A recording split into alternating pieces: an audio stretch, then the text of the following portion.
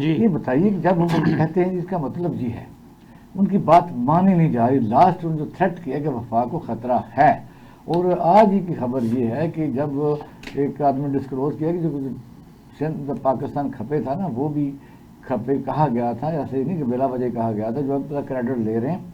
अब उन्होंने ये जब करप्शन के इल्ज़ाम लगाते हैं कि अवाम का खून चूस रहे हैं, और फिर आज उनके इस्लामाबाद वाले सब आ जाते हैं, अंधे हैं और बहरे हैं, तो किसी को सुनाना चाहते हैं कि हम सिंध के हकूक़ के लिए लड़ रहे हैं। क्या उनके हाथ से जो सिंध कार्ड निकल रहा है? देखिए सर, पंजाबी में कहते हैं फोका फायर। ये जो आज बिलावल साहब ने बात की है ना, मैं तो इसको सिवाय फोका फायर के कुछ नहीं समझ रहा। अच्छा। क्योंकि जो सिचुएशन है, जो सूरत हाल है जमहूरियत की, सूबा सिंध में गवर्नेंस की, वहाँ एडमिनिस्ट्रेशन की, वो बता ही दिया अब्दुल्ला गुल साहब ने डिटेल से चीज़ें। तो वो अफोर्ड ही नहीं करते कि वो किसी भी तरह हुकूमत से चंद मिनट के लिए भी बाहर आ जाए, चंद मिनट के लिए। तो इसलिए ये तो एक तो ये फोका फायर है, और दूसरा बात असल बात जो है वो नहर वाली, मैं समझता हूँ कि इस प्रोग्राम में उस पर बात होना बहुत ज़रूरी है। और एक दो नुक्ता मैं सिर्फ मुख्तसरन पेश करूँगा कि एक तो ये जो नहरों का इस वक्त मसला है, इसके बारे में बिलावल साहब से पहले ये तो सवाल पूछा जाए कि जब वो मोहम्मद बिन सलेमान और जो पाकिस्तानी SIFC और हमारे चीफ साहब जो हैं, वो जब उनकी सरपरस्ती में ये सारा एक मंसूबा ये ग्रेटर कनाल का बन रहा था और चुलिस्तान को आबाद करने के लिए 10 लाख एकड़ अराजी उन्होंने सैराब करनी थी, और 211 अरब रुपए का इसका ये इसकी लागत है। इसकी पानी की बात नहीं मैं भी कर रहा, मैं सिर्फ उस मंसूबे की बात कर रहा हूँ जी, क्योंकि ये जरूर हमारे नाजरीन जान लें कि नहर बनना और पानी उसमें होना ये दो अलग अलग बातें हैं।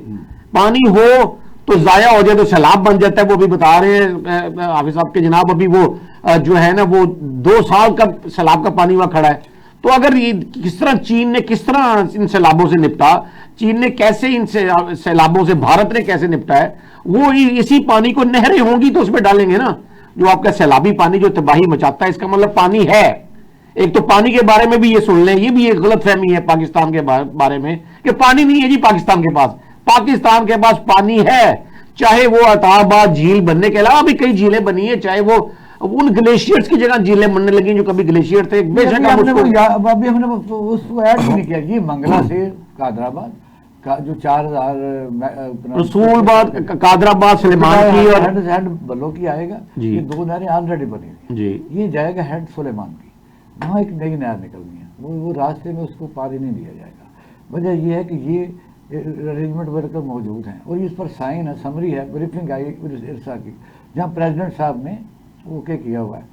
अब ये जरदारी सब छुपे हुए हैं, अल्लाह ताला ने तंदुरुस्ती दे रहे। कुछ लोग कहते हैं बीमार नहीं है वो, अब ना सामने आते हैं ना फेस करते हैं। अब यह बिलावल साहब को आगे किया, मुराद अली शाह को, कि पंजाब पानी खा गया, ये बहुत बड़ा सख्त प्रोपेगेंडा है। अच्छा चलें जी, इसको हल, असल चीज तो है ना कि हम यहाँ बैठे हम हल भी को पेश कर दें इसका। ये तो हो रहा है, सबको पता है कि रौला पड़ गया जी, वो पीपल्स पार्टी कहती है जी ये हो गया वो हो गया। जैसे काला बाग डैम के बारे में कहा जाता है ये काला नाग है और पानी में से बिजली निकल गई तो पानी में बचेगा क्या, इस तरह के जो प्रोपेगेंडाज होते थे, इसी टाइप के अब नहरों के बारे में भी हो रहे हैं। हालांकि दुनिया में सड़कें, नहरें, ये चीजें बननी चाहिए। ये बनती है तो तरक्की होती है, ये बनती है तो ज़राअत ऊपर जाती है, ये बनती है तो एक आम आदमी का लिविंग स्टैंडर्ड बेहतर होता है। हमारे यहाँ जो है ना इशू ये आ रहा है कि वो इसको एक जो इकोनॉमिक इशू है, बुनियादी तौर पे जो SIFC ने इस इशू को लिया है वो बतौर पॉलिटिकल इशू नहीं लिया है, ये एक इकोनॉमिक इशू है। दुनिया में हमेशा पॉलिटिक्स को इकोनॉमिक इशू से अलग रखा जाता है, उसको एक तनाजर में नहीं देखा जाता या एक ही तराजू में तोल नहीं दिया जाता। अच्छा, बिलावल साहब ने कालाबाग डैम जो है हमारी तो आपको पता है कि लाइफ लाइन थी, इसका वो बड़े धड़ल्ले से आप कहते थे पाकिस्तान पंजाब के लोगों का दिल नहीं दुखता कि हमने पानी, अगर जैसा इंडिया है ब्रेकर बनाते हैं लोग, उस सतह से ऊपर जो ओवरफ्लो हो जाता है, बेशक सैलाब है। कालाबाग डैम को वो क्रेडिट लेते हैं कि बेनजीर ने धरने दिए तो खत्म होता, ये क्रेडिट है या डिसक्रेडिट है? नहीं, मैं तो समझता हूँ कि पाकिस्तान को बेड़ा गर्क करने का क्रेडिट है ये आप बच्चे को भी पता लग गया कि कालाबाग डैम बहुत एक मुफीद मंसूबा था, उससे 3600 मेगावाट सस्ती 2 रुपए जो है ना जी वो यूनिट बिजली उसमें पैदा होनी थी और बहुत सारे फायदे थे। ज़राअत को फायदा होता, सैलाब में पानी नजर होने से बच जाना था, वाटर मैनेजमेंट होनी थी, इसलिए ये बिल्कुल कतई उसके बारे में गलत प्रोपेगेंडा था। इसी तरह आज ये नहरों के बारे में गलत प्रोपेगेंडा है। सर इसका हल के बारे में एक जुमला सर मैं सिर्फ बात करना चाहता हूँ।